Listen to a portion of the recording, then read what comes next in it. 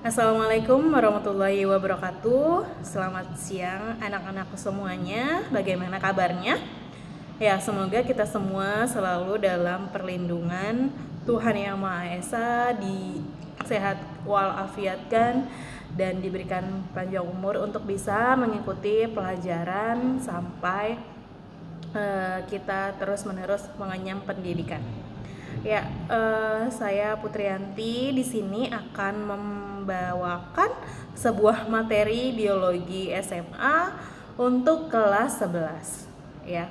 Materi di sini mengenai struktur dan fungsi sel-sel penyusun di dalam jaringan yang ada di dalam sistem pertahanan tubuh. Ya, antigen dan antibodi sebagai respon imun yaitu suatu sistem yang ada di dalam tubuh yang memiliki peran utama dan dalam pertahanan diri yang disebut dengan sistem pertahanan tubuh atau disebut juga dengan sistem imun.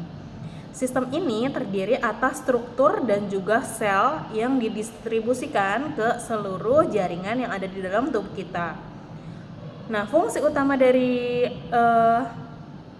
sistem imun ini apa sih? Yaitu sebagai pelindung dari serangan benda-benda asing yang masuk ke dalam tubuh kita. Jadi kalau ada benda-benda asing ya, dalam arti kata di sini penyakit, yaitu nanti dilawan sama sistem imun yang ada di dalam tubuh kita.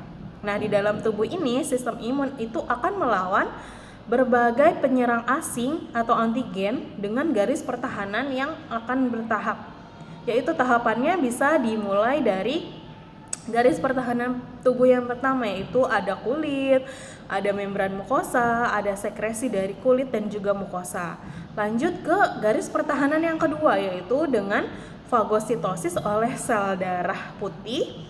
Kemudian ada protein antimikroba dan juga respon peradangan. Kemudian ada garis pertahanan yang ketiga yang terakhir, yaitu melalui limfosit yang menghasilkan antibodi. Pengertian dari antigen dan antibodi yaitu bakteri, virus, dan juga organisme yang sejenisnya itu adalah contoh dari bibit penyakit yang dapat menyerang tubuh kita.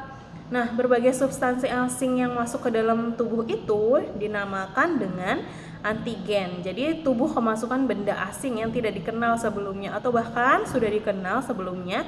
Nah, di situ dinamakan dengan antigen.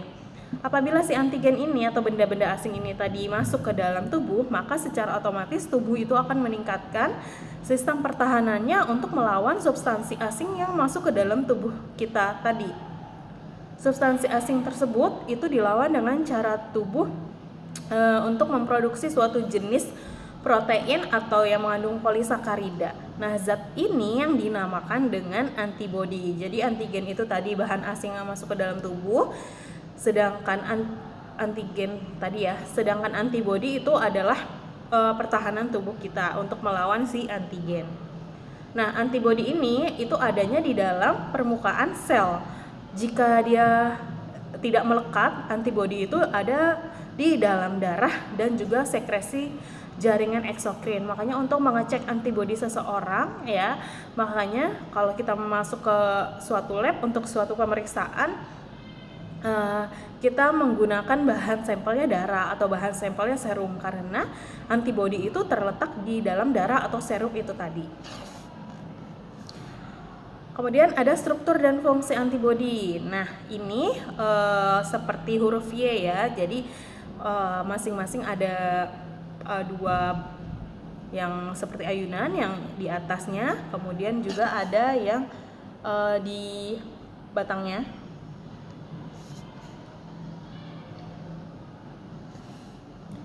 Ya, ini seperti huruf Y. Ini juga sama, masing-masing ada seperti huruf Y, cuman ada 5. Nah, di situ antibodi ada yang monomer, ada yang tunggal, ada yang dimer, ada yang pentamer. Nah, itu proteinnya. Di sini terdiri dari satu atau lebih dari molekul yang berbentuk seperti huruf Y. Ada 4 rantai protein yang disusun oleh ikatan sulfida. Jadi di antara rantai proteinnya itu terdapat jembatan namanya ikatan sulfida. Dua rantai berat yang identik itu merupakan batang dan sebagian lengan Y, sedangkan dua rantai ringan yang identik itu berada pada bagian yang lainnya. Umumnya si antibodi ini terdiri dari sekelompok protein yang berada pada fraksi globulin. Nah, ini dinamakan dengan imunoglobulin atau juga disingkat dengan IG ya, biasanya disebut dengan IG atau IG. Nah, tipe-tipe imunoglobulin ini ada 5 macam. Ada IgG, ada IgM, ada IgA, IgD, dan IgA. Untuk IgG itu biasanya dia merupakan suatu sistem imun apabila terserang suatu penyakit yang kronik. Nah, nanti antibodinya akan terbentuk dalam waktu yang lama, agak lama. Sedangkan IgM itu dia terbentuknya baru atau akut. Jadi kalau kita terserang suatu penyakit, IgM ini atau imunoglobulin M ini akan langsung cepat membentuk sehingga muncullah si IgM ini untuk yang pertama kalinya gitu ya, untuk yang akut atau yang serangan yang cepat. Pembentukan antigen dan antibodi. Jadi di dalam tubuh manusia, antibodi itu dihasilkan oleh organ limfoid. Organ limfoid itu ada apa aja? Ada sumsum tulang, kemudian ada kelenjar timus. Kelenjar timus itu berada di dalam rongga dada bagian atas. Nah, ini terutama didukung oleh sel-sel limfosit. Sel-sel limfosit itu juga ada dua macam, ada limfosit B dan juga ada limfosit T. Keduanya saling kerjasama untuk menghasilkan suatu antibodi sehingga menyerang si antigen atau benda asing yang masuk ke dalam tubuh tadi. Prosesnya yaitu bagaimana antigennya atau zat asing tadi masuk ke dalam tubuh. Nah, kemudian si sel limfosit T ini dia bagian untuk mendeteksi karakteristik dan jenis antigen apa sih nih ya yang masuk ke dalam tubuh. Nah, kemudian si antigen ini misalnya virus ya, diikat oleh limfosit T oleh si permukaan reseptor dari si limfosit T. Nah, limfosit T ini kemudian akan membelah dan membentuk klon. Kemudian permukaan dari membran limfosit T ini akan menghasilkan imunoglobulin atau antibodi tadi. Kemudian molekul antigen dan antibodinya yang berikatan itu mereka berada pada makrofagnya.